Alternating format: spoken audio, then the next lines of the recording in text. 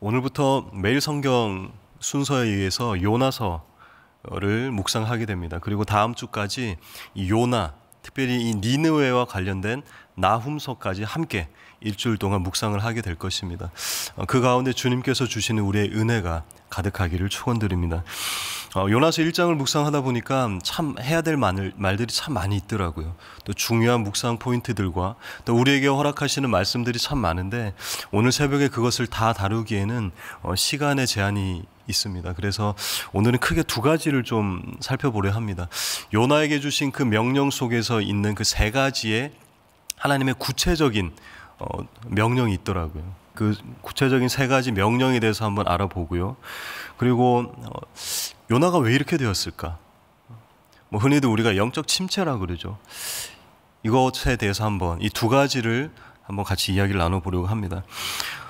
요나는 북이스라엘 사람이었습니다.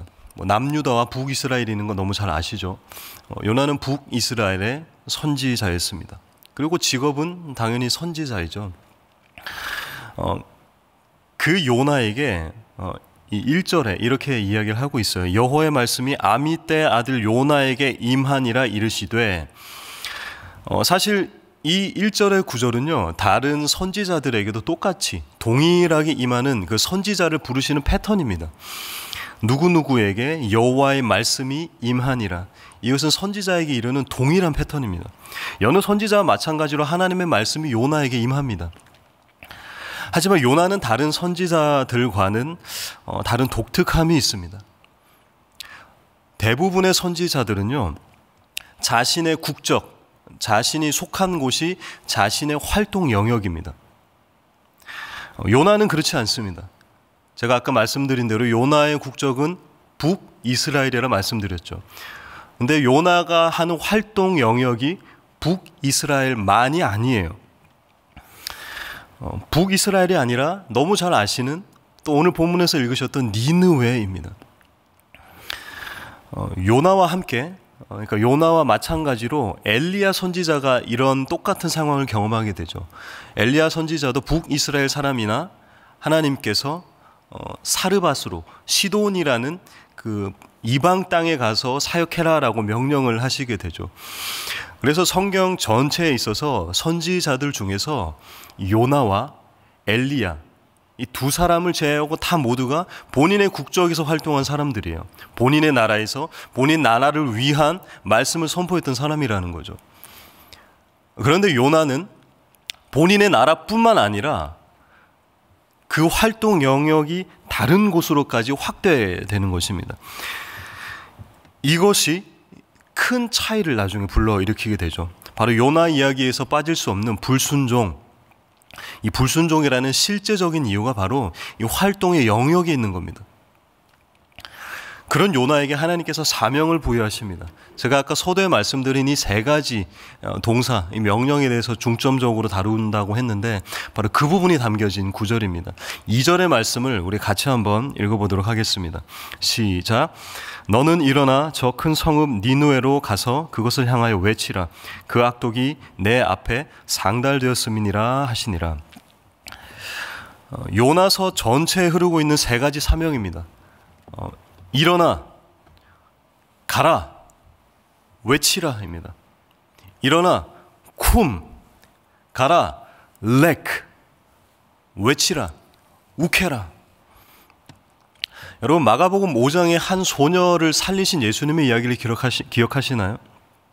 달리다 굼 하죠. 소녀야 일어나라 라고 하십니다.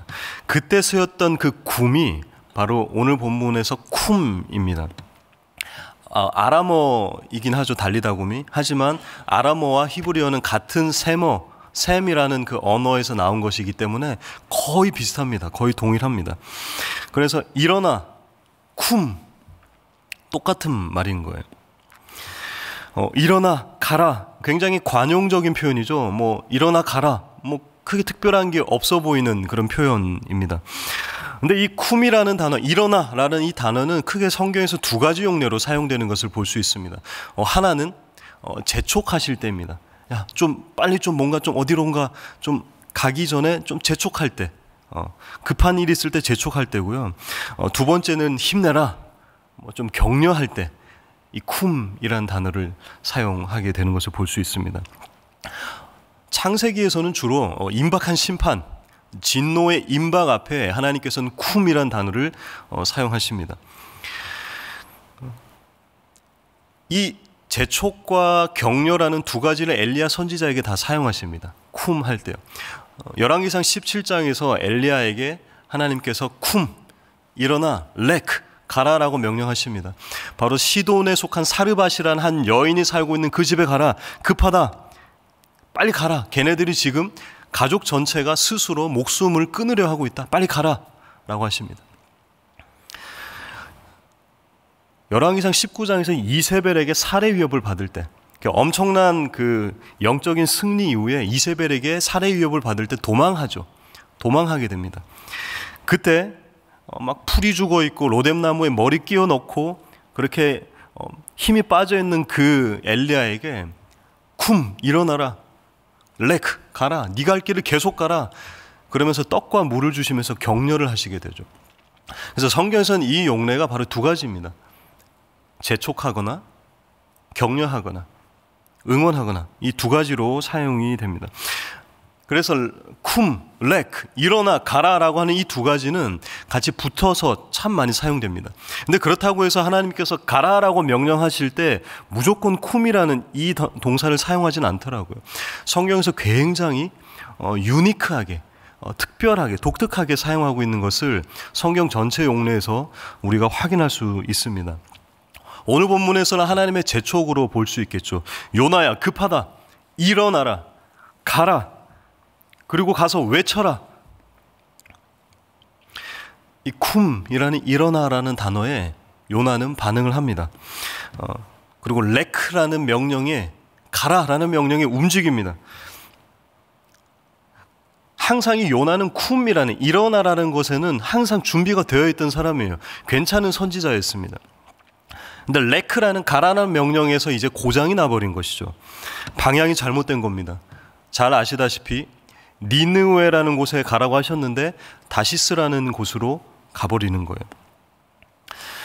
요나는 항상 적극성이 있던 사람이었어요.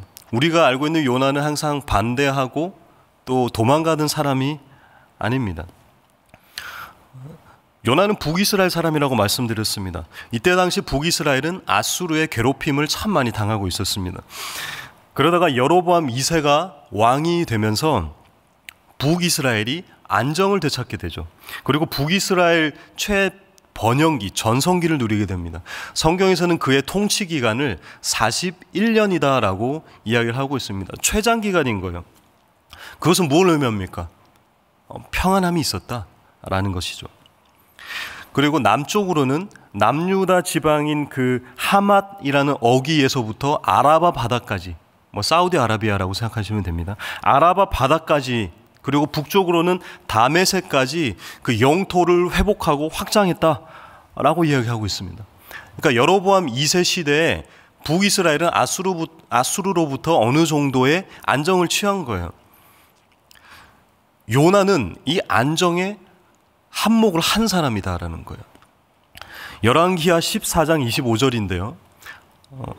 제가 읽어드리겠습니다. 이스라엘 하나님 여호와께서 그의 종 가드헤벨 아미떼의 아들 선지자 요나를 통하여 하신 말씀과 같이 여로보암이 이스라엘 영토를 회복하되 아맛 어귀에서부터 아라바 바다까지 하였으니, 요나는 하기 싫어하고 좀 우리가 생각하는 별로였던 선지자가 아니었어요. 어떻게 보면 최전성기를 누리던 북이스라엘의 최고의 선지자였다라는 거예요.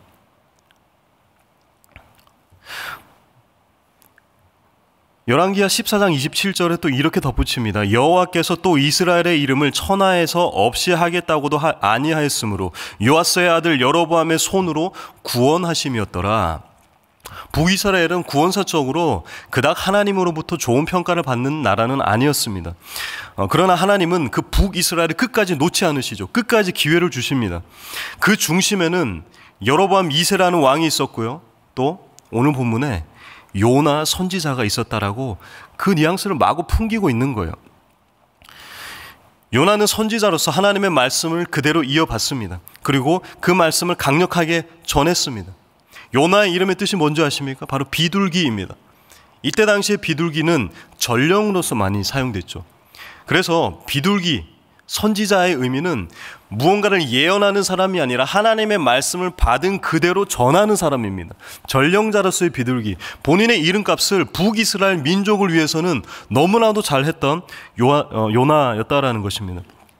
북이스라엘 최전성기의 선지자, 대표 선지자 요나였습니다. 맛이 가거나 부패하거나 항상 반대하는 사람이 결코 아니었습니다. 요나는 쿰, 일어나라 라는 그 명령에는 항상 반응했던 사람입니다. 항상 그 앞에 본인의 사명의 DNA를 발동했던 사람이다라는 거예요. 하지만 렉, 가라라는 그 명령에는 강력하게 반대하죠. 저항합니다. 아니, 그 사역의 에너지를 반대 방향으로 완전히 쏟아붓는 거예요. 여러분 생각해 보세요. 니누에로 가라 그랬더니 다시스로 갑니다. 보통 하라 그러면 뭐 어떻게 합니까? 안 할래요. 하지 않겠습니다. 못 하겠어요라고 하고 그 자리에 눌러 앉죠. 혹은 기다리거나 못 들은 척하거나 하나님과 대치하는 게 바로 불순종인데요. 요나는 그냥 가만히 있는 그 자리에 있는 불순종을 한 게 아니라 본인의 에너지가 너무나도 있기 때문에 오히려 그 반대 방향으로 에너지를 불출시키는 거죠. 동쪽으로 가랬더니 보란 듯이 서쪽으로 가는 거예요. 다시스로 가버립니다. 반대로 가는 거예요. 배를 타고 갔다라고 했습니다. 근데 여러분 왜 배를 탔을까요? 니느웨는 내륙에 있습니다. 육로로 갈 수 있는 곳입니다. 도망가려면 육로로도 갈 수 있거든요. 근데 요빠라는 항구로 내려갑니다. 그리고 거기에서 바로 배를 타버립니다. 그러니까 본문을 읽어보면 어느 정도 좀 우발적으로 가는 거예요. 뭐 거기 갔더니 마침내 결국 갔더니 배가 있었더라. 그러니까 굉장히 우발적으로 지금 막 홧김에 가는 거예요. 육로였던 니느웨였기 때문에 수로로 이동합니다. 굳이 배를 탈 이유는 없거든요. 근데 수로를 이용하게 되는 겁니다. 뱃삭스를 주고 올랐다라고 표현이 되어 있죠.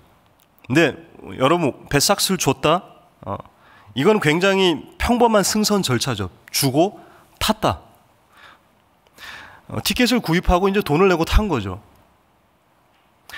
선진 시스템입니다. 원래 일반 시스템입니다. 그런데 이때 당시는 먼저 올라탑니다. 그리고 그가 목적지에 도착을 하면 그때 뱃삭스를 내게 되어 있습니다. 그러니까 뱃삭스를 내는 이 과정도 요나는 거꾸로 하는 거예요. 타고 가서 뱃삭스를 내는 게 아니라 뱃삭스를 내고 그냥 쭉 타고 가버리는 겁니다. 요나는 계속해서 반대로 하는 거예요. 본인의 그 사역 에너지가 너무나도 많아서일까요? 요나는 계속 반대 방향으로, 반대로 가고 있습니다. 우리처럼 그냥 그곳에 머물러 있는 게 아니라 본인에게는 너무나도 많은 에너지가 있는데, 열정이 있는데 그 열정이 마음에 안 들기 때문이에요. 그래서 반대로 가고 있는 거예요. 그 열정을 다른 쪽으로 뿜어내고 있는 요나의 모습입니다. 쿰, 렉, 우케라, 이걸 다 거부한 요나가 아니었다라는 거예요. 쿰, 일어나서 렉, 갑니다. 어디로요? 반대로요. 결국엔 하나님께서 그 반대로 가던 요나를 잡아서 고래 뱃속에 집어넣으시고 기도하게 하시고 다시금 렉, 가라 명령하십니다. 요나서 3장 1절 2절인데요. 같이 한번 읽어보도록 하겠습니다. 시작. 여호와의 말씀이 두 번째로 요나에게 임하니라. 이르시되 일어나 저 큰 성읍 니느웨로 가서 내가 내게 명한 바를 그들에게 선포하라 하신지라. 결국 니느웨로 갑니다. 똑같이 쿰, 렉, 우크라, 일어나 가라 외쳐라 라고 똑같은 사명을 주십니다. 명령하십니다. 요나는 여전히 쿰에 반응합니다. 항상 에너지가 있습니다. 렉, 이번에는 제대로 갑니다. 올바른 방향으로 갔어요. 그런데 마지막 외쳐라, 우케라 해서 또 고장이 나버리는 거예요. 사흘 동안 걸어갈 만큼의 니느웨 성 가운데서 본문에서는 하루 동안 외쳤다라고 얘기하고 있습니다. 일을 해야 되는데 3분의 1만 한 거죠. 그리고 그 외치는 컨텐츠, 내용도 고장이 나 있습니다. 회개와 구원, 심판과 구원 이 두 개를 외쳐야 되는데 그냥 이렇게 얘기합니다. 회개를 촉구하기보다는 이렇게 얘기합니다. 40일 후면 니네는 끝장난다, 멸망한다라고 그냥 욕을 해버리는 거예요. 저주만 한 것입니다. 너무 편향되어 있고 지극히 개인 중심적입니다. 우리는 신앙생활에서 이 세 가지 중심을 잘 잡아야 할 것입니다. 쿰, 일어나라. 신앙의 기동성입니다. 신앙의 엉덩이가 가벼워야 합니다. 하나님께서 쿰 해라, 일어나라 하면 우리는 어디든지 일어날 준비가 되어 있어야 한다는 거죠. 근데 우리는 항상 신앙생활 가운데 주님 저 브레이크 타임입니다. 지금 주님 저를 건드리지 마세요. 지금은 아닙니다. 나는 아니에요. 나는 깜이 안 됩니다. 나는 능력이 안 됩니다. 나는 아니라고요. 이 모든 것이 어쩌면 쿰, 일어나라 하신 그 명령에 선택적으로 반응하는 모습이다라는 거예요. 렉, 가라 라고 명령하십니다. 우리가 가야 할 곳은 이쪽인데 우리는 항상 반대편으로 가고 있지 않습니까? 하나님은 나의 중심의 예배를 원하십니다. 근데 나는 참석의 예배로 끝을 내버리는 거예요. 비슷한 듯 하지만 이건 완전 다른 방향입니다. 하나님이 원하시는 것은 많은 헌물, 예물이 아니라 여러분들의 눈물입니다. 근데 우리는 항상 예물과 헌물로 끝내버리고 참석으로 끝내버리는 어떠한 그 예배의 방향성, 우리의 신앙의 방향성은 아닙니까? 다른 곳으로 가고 있지 않습니까? 욱해라, 외쳐라.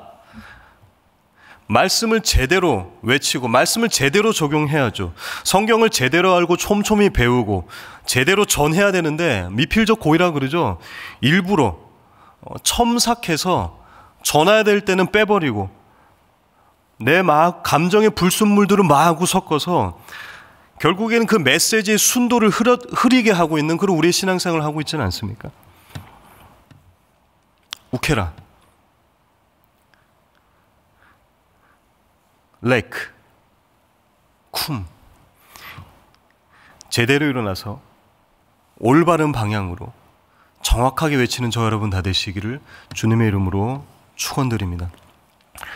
마지막으로 나눌 것은 영적 침체에 대한 부분입니다.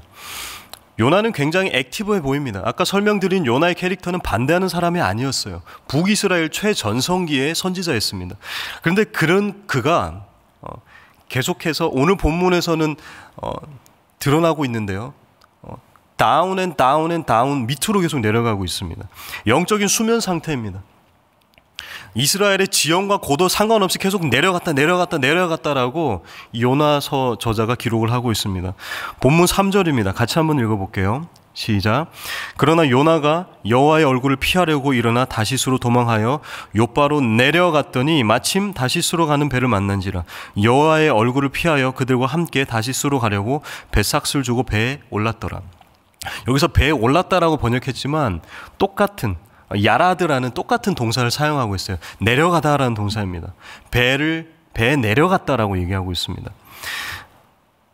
더 나아가서 5절에 보면은 요나는 배 밑층에 내려가서 누워 깊이 잠든지라. 더 내려갔다. 배에 내려갔다가 그 배에서도 가장 낮은 곳으로 내려가고 있는 요나의 모습이다라는 겁니다. 내려가고 깊이 잠이 들어버린 요나입니다.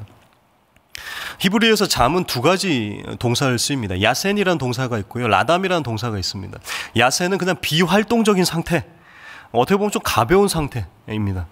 근데 라담은 깊이 잠들어 있는 상태를 얘기합니다. 또 때로는 약물에 취하다 이런 의미로 사용이 됩니다. 근데 오늘 지금 요나는 라담의 상태에 있다라고 그 동사를 사용하고 있습니다. 깊은 영적 상태, 해롱해롱한 상태에 있는 거예요. 깊은 영적인 해롱해롱함, 수면에 젖어들면요 이러한 결과가 발생합니다. 이사야 29장 11절 12절인데요. 대저 여호와께서 깊이 잠들게 하는 영을 너희에게 부어주사 너희의 눈을 감기셨음이니 그가 선지자들과 너희의 지도자인 선견자들을 덮으셨음이라.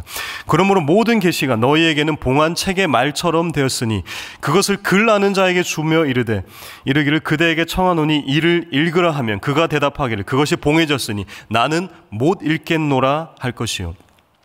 영적 수면 상태에서는 결코 말씀을 깨달을 수 없습니다.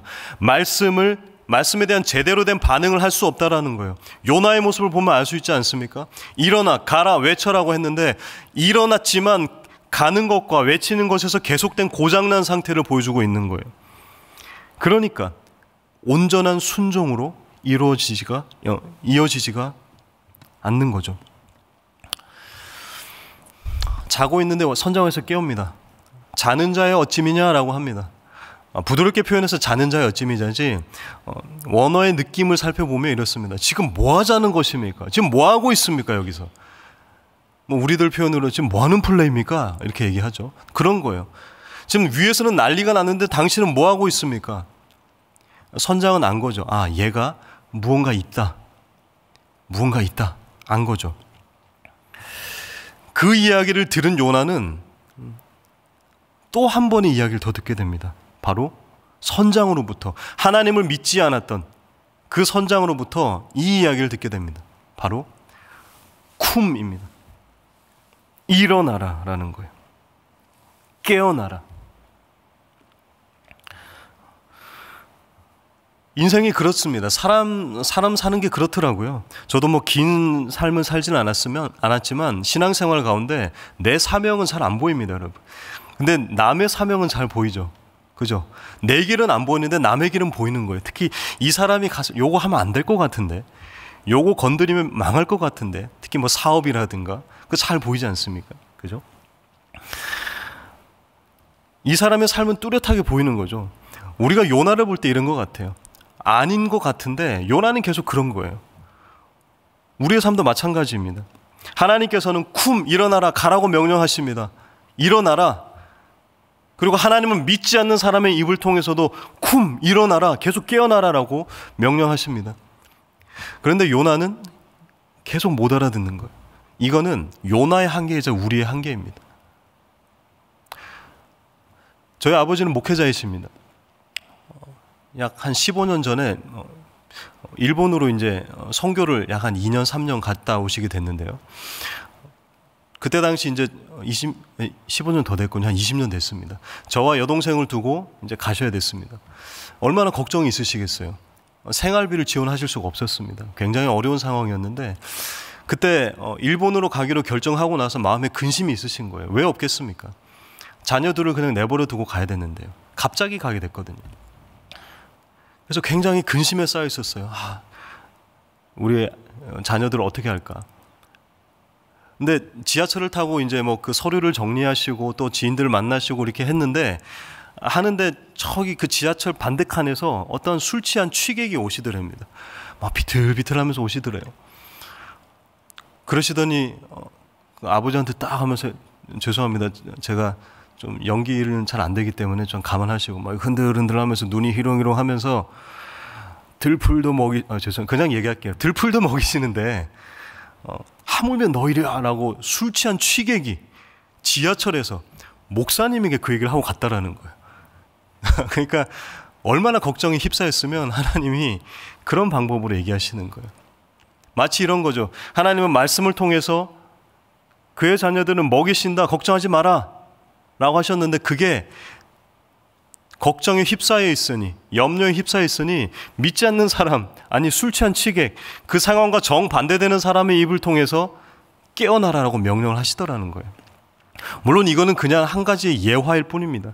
하지만 오늘 본문으로 적용해 보자면 항상 우리의 삶 가운데 주님 나는 못해요, 주님 나는 안 돼요라고 항상 영적 침체, 수면에 있다면 우리는 깨어나야 한다는 것입니다.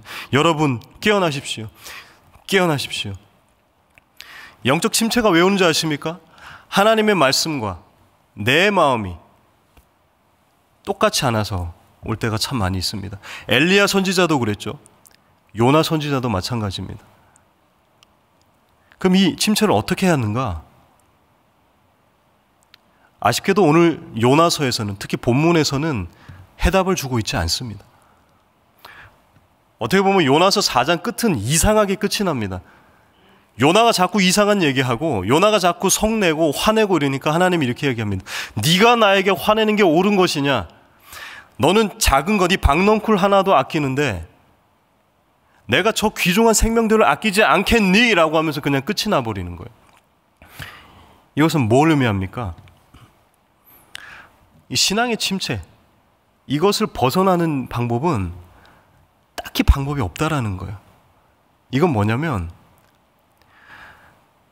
대답을 원하고 방법을 강구했지만 존재로 다가오셔서 내가 여기 있다라고 하시는 그 하나님을 의지할 수밖에 없다라는 것입니다.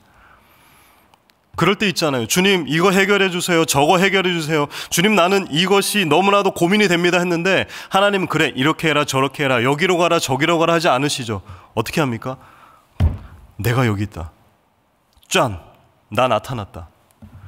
하나님은 항상 그렇게 존재로 답하십니다. 그게 바로 임마누엘이죠. 내가 너희와 함께 하겠다. 말씀을 맺겠습니다. 기다려주시는 하나님의 사랑, 우리의 모든 불평과 나의 반대 방향으로 갈 때 하나님 그때마다 존재로 답하십니다. 끌어다가 계속해서 앉히십니다. 사명의 자리를 되돌려 놓으십니다. 요나가 보시면 알잖아요. 반대로 가다가 다시금 배가 파산되게 하고 고래에 먹히게 하고 온전하지 못한 그 순종에도 불구하고 사역의 결과를 내어주시고 이게 다 누가 한 겁니까? 하나님이 하신 거죠. 그래서 하나님은 항상 존재로 답하십니다. 우리의 질문에 세세하게 응답하실 때도 있지만 그렇지 않다 하더라도 걱정하지 마십시오. 주님 나는 영적 침체에 있습니다. 걱정하지 마십시오. 존재로 답하시는 하나님을 만나시는 그런 오늘 하루 되시는 저와 여러분 다 되시기를 주님의 이름으로 축원드립니다. 우리 함께 기도하겠습니다. 주님, 우리는 영적 침체에 빠져 있습니다. 내가 어디로 갈지 모릅니다. 주님, 나는 어떻게 해야 될지 모르겠습니다. 그때마다 주님께서 다가오셔서 일어나라, 가라, 외치라고 하실 때마다 주님, 난 못하겠어요. 우리는 계속 그렇게 할 겁니다. 그때마다 주님은 내가 여기 있다. 내가 여기 있다. 내가 너와 함께한다. 존재로 답하시는 그 하나님을 의지했으면 좋겠습니다. 구체적인 지혜, 삶의 여러 가지 방향 모르겠습니다. 하지만 그때마다 주님은 존재로 답하십니다. 내가 여기에 있다. 내가 여기에 있다. 내가 너희들을 기다린다. 우리 이 시간 기도하실 때 그렇게 기도합시다. 주님, 내가 그 주님의 존재를, 주님을 만나길 원합니다. 그 모든 불순종을 아시고 예배하신 하나님, 그 주님의 존재를, 주님과 동행하는 그 주님과의 임마누엘을 경험하는 오늘 하루 되게 하여 주시옵소서. 우리 이 기도 제목 가지고 함께 기도하시다가 자유롭게 돌아가시겠습니다. 주여, 아버지여, 주님 다시 한번 기도합니다.